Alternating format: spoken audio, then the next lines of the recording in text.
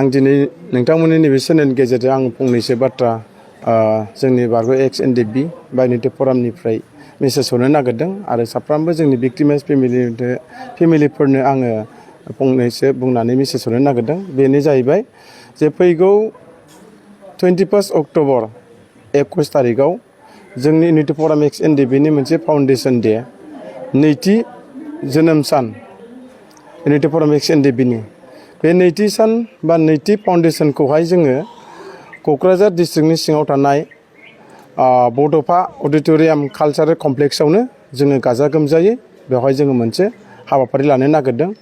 दा बेनिखायनो मोनफ्रोमबो जिल्लानि धेमाजिनिफ्राय लानानै आप टु कार्बि आंलं ओरैहाय बिश्वनाथ गहपुर सनितपुर आरो बेनिफ्राय मा होनो गवालपारा बेनिफ्राय बाखि जोंनि बिटिआरनि सिङाव थानाय डिस्ट्रिक्ट साफ्रोमबो डिस्ट्रिक्टनि आफादगिरि नेहाथारिफोरखौ खावलायनो नागिरदों नैबे चेनेलनि गेजेरजों नैबे अक्ट'बरनि 21 तारिख 2024 जे मा होनो फाउन्डेसन डे जागोन बेवहाय नोंथांमोना जेरैखि जायाबाबो लैहोर लैहोर फैनानै बे बायनिटे फराम एक्स एनडीएफबीनि जोनोम सानखौ गाजा गोमजायै मदद होफैनांगौ।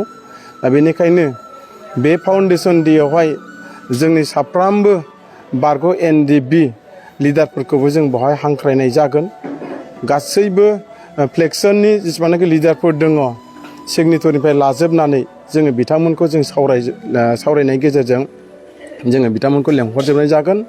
दा बेनिखायनो आसा मिजिंथिदों सारमोनहा जोंनि लाइजामखौ मोननाय लोगो लोगो जाहाथे रेसपन्ड होनानै मोजां गाज्रिनि थाखाय जोङो खेबसेनि थाखाय ज' जिरायनानै जों सावरायनायनि गेजेरजों बायनिटे फराम दैदेननायनि गेजेरजों थांनाय 2020-27 सालाव जालांनाय बिटिआर एकर्डनि जाहाथे एनडीएफबी एंगेलनि बेसिकेलि क्ल'जफोरखौहाय ज'यै थानानै जुदि मावफुंनो हालाङोब्ला बेवहाय गासैबो दैदेनगिरि सारमोनहा बेवहाय रायजो राजाजों मोनसे अनसायजानाय मोनसे खाबु मोनगोन। बेनिखायनो सारमोनहा जाहाथे आदारवाइज माखासे समाव खोथा बाथ्रा फंसे फंनै दान्थे बिदान्थे बुंलायनायफोरखौ लायालासेनो नैबे जोंनि बायनिटे फरामनि फाउन्डेसनावहाय बाहागो लाफैगोन बेखौ मिजिंथिबाय। आरोबाव भिक्टिमाइज फेमिलिफ्रा फैगोन आरो सोरबाफोर जुदि बेवहाय गोसो गुदुं जुदि खोनासंनो होननानै फैयोब्ला बेवहाय फैनो हागोन।